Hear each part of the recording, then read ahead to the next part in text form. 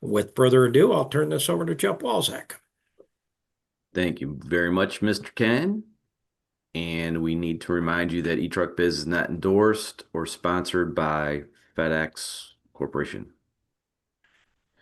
And it's getting closer still. Don't want to be forced into going to Descartes when PackageRoute sunsets. It's coming. There's a better alternative. You can get your Veeder and no upfront camera fees from Motive if you're an eTruckBiz client. You can do or get no initial course fee for the Safety Train the Trainer program from Impact Solutions. And of course, you can get all your business services and AI powered route optimization solutions. Easy for me to say, Ken, from Very easy. eTruckBiz. Does this sound familiar? Do you and your team provide great service, but then achieve thin margins? Are you working yourself and your team to death just to break even? Becca is going to tell us what's going on here. Thank you.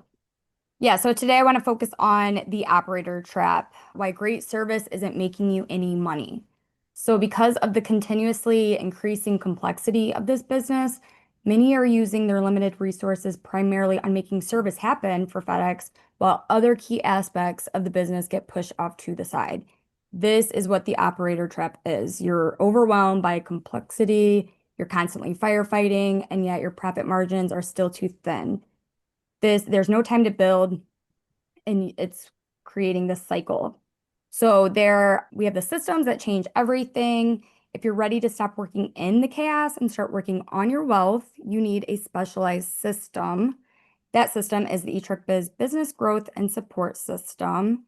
Our core purpose is to make your FedEx-based business easy to manage and lucrative. Remove that complexity, protect your profit, and build freedom. So let us help you take your first step to business peace. When you schedule a session with us, you immediately begin the transformation. We deliver 3 things you need to gain control and plan your expansion. So we give you a free SWOT analysis, a custom standard budget, which is going to reveal what FedEx expects your expenses to be based on the negotiated charges, and then a clear expense plan to show exactly where to cut costs and reinvest for growth. This is your new financial roadmap. Take action now. So schedule your free business opportunity analysis. No, you're not scheduling a sales pitch. It's a strategic consultation to give you your financial roadmap. Don't wait until peak season hits or until a compliance issue forces your hand.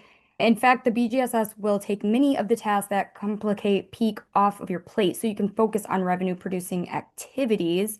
So now is the time more than ever to schedule this session, and we do have limited spaces available. So if you are interested in scheduling this, you can go to etruckbiz.com to get that free business opportunity analysis scheduled. Now, there are 2 paths forward, investor or operator. Every day you wait, you're making a choice. If you take action today, you begin your journey to become an investor, building a streamlined, profitable business that gives you your financial freedom and a clear multi-million-dollar exit strategy. If you fail to act, you stay an operator. You're trapped in that complexity, burning out your team, and realizing too late that you've built a high-stress job that nobody wants to buy. The system works, but you have to start. So if you go to etruckbiz.com right now, unlock your growth roadmap, get your free SWOT analysis, and receive your custom budget and expense plan. And here is the business growth and support system. We have 3 programs included in that. I'm more than happy, even if you want just more information on the programs, you can reach out to me. Budget IQ is focusing on that financial planning and tracking. Performance IQ is the operational monitoring and guidance. And then Admin IQ eliminates the non-revenue producing tasks. They all come with our software, the apps, the routing, and so forth. And I'm happy to give more info on these programs as well. So if you're ready, you can scan this QR code or email me at becca@etruckbiz.com or go to our website to get that scheduled, and we will help you from here on out. That was really good, Becca. That actually was really good. Good job. So, speaking of good jobs, what was the volume like last week? So pickup stops dropped a little bit below that pretty good trend line right there. Stops and packages. And it was a characteristic move down, very different than what happened last year. Delivery volume, we're going to talk about this some more here shortly. It looks flat, but there's something going on there. Routes dispatched down a smidge, but our stops per dispatch also went down a little bit. Hopefully that's because we're training some drivers there, Ken. Yeah, hopefully we're training. Keep an eye. I know you're getting a little bit more money, but doesn't mean you have to give it away with your Schedule K. But training is absolutely critical. I'd encourage your new people, you don't need to train them 5 days a week. Can you train them three? Can you train them four? And maybe have one day where you test the system. We used to call it throughput testing in the hubs, where you push them to see what kind of capacity do we have in the system. So I'd encourage you to try to push one day a week to see what kind of productivity you can run. Okay. So keeping on the theme, today's theme is volume. What's going on with the volume? What has happened, is happening, what's going to happen? So one of the indicators of what might happen in the future as far as volume goes is looking at the rail volume.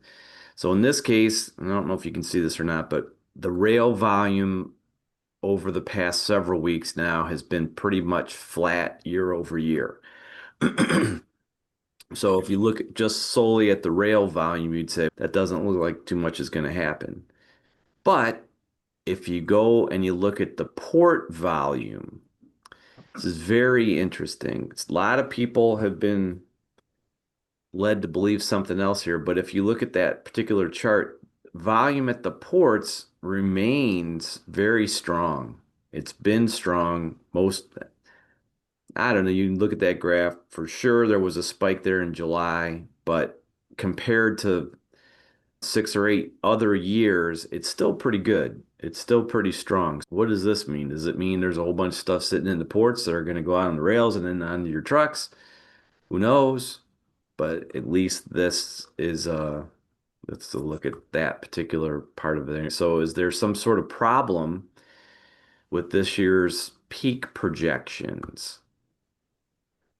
Here's the thing. If you look real close at what happened last year at this time versus what's going on now. So last year, there was, first of all, the volume started out under the trend line. So it was soft in the beginning of, we'll call it the beginning of peak, but then it took a dive right around this time last year.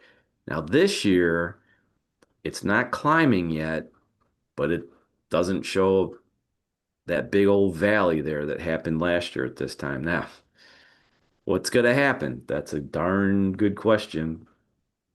But at least this is year over year. So if you really want to know what we think, the volume not dropping like this, like it did last year, is probably an indicator for a pretty strong peak. So we'll see. You'll see for sure. As the holiday season is a critical time for FedEx, with surging package volumes that can make or break the entire year. According to several sources, FedEx has released some varying projections for peak of 2025. The possibility of some wide variations creates a possible financial risk for contractors who rely chiefly on forecasts to plan and staff accordingly. It's important to understand that inaccurate forecasts can cause financial difficulty on both the high and low side. Overstaffing leads to paying unnecessary wages when volume doesn't materialize, which drains profits. Understaffing causes lost revenue, service failures, and possibly triggering violations of contract standards, which could put contracts in jeopardy of termination. Veteran contractors know not to wait for perfect forecasts, but build aggressive contingency plans to turn uncertainty into a competitive advantage. The key is being proactive and flexible to manage any volatility. So let's talk about overstaffing first. Overstaffing is always a major financial burden for service providers. Driver wages usually make up anywhere from 45 to 55% of operational expenses and are far and away the largest operating costs you have. Bringing on extra drivers during peak can cost thousands per driver in just wages alone, driving up wages as a percent of revenue over 55%. You get up over 55%, it's way hard to try to make any money. Overstaffing creates a cascade of unnecessary expenses beyond just driver wages. There's additional taxes, and then if you pay some sort of benefits, there's training costs for drivers that you don't even use. There's vehicle expenses like rentals that won't generate a return on the investment. As we can see, the high cost of getting staffing levels wrong during peak can significantly impact a company's bottom line. Now, understaffing is just as big of a problem. Ken? Absolutely, it's a problem because then you're going to get hit with poor service and then the fees if they got to bring in the contingency as well. So Existing drivers can be pushed to work too much overtime with unnecessary increases in cost. This leads to a drop in service quality with missed deliveries and late packages. Contract violations, like achieving less than 98.5 contract standard service, can also be triggered, putting your contract in jeopardy of termination. Sometimes there's the dreaded, and maybe Ken said this, double impact from overwhelmed contractors who have to give up revenue from not servicing their area, then later getting charged contingency costs by FedEx for someone else who had to service your area. That's really a bad way to go. and once you're behind, boy, is it next to impossible to catch up. That's why these next 4 weeks are absolutely critical for your recruiting and training. For sure. Hey, Ken, Jeff, Yes. overstaff. And if there's going to be contingency available in your building or in the next building over, in your building, they just may put it on you. They may not pay out contingency, but you're still going to go over your threshold and get extra for that at the week's end. There'll still be money for that, but at a neighboring building, then they don't have a choice. And always check your message center in My Round Biz, because that's where it'll pop up to there if there's opportunities available to you. But if you got somewhere that's close by, next terminal over, and you've got extra people, put them out there. And don't wait either. If you've got extra people, you approach the terminal manager, say, hey, I've got somebody that can go over there. And someone will be in contact with you. In fact, if one terminal manager is in contact, you may have 10 more call you from around the area. Go get it. Don't wait for it to come to you, but you can't do that if you're overstaffing. So now there's an additional complicating factor, which is Network 2.0. New delivery time commitments and same day on-call pickup stop requirements have transformed the business, turning what used to be straightforward operations into complex logistical puzzles. What used to be a get-it-done mentality now requires sophisticated planning and execution to meet service standards. Remember, FedEx measures your performance against strict service standards, not your profitability. This puts pressure on you to match staffing and actual demand and volume. So knowing that over or understaffing costs large amounts of money, we need as accurate a forecast as possible. But this year, there seems to be some conflicting forecasts from different sources.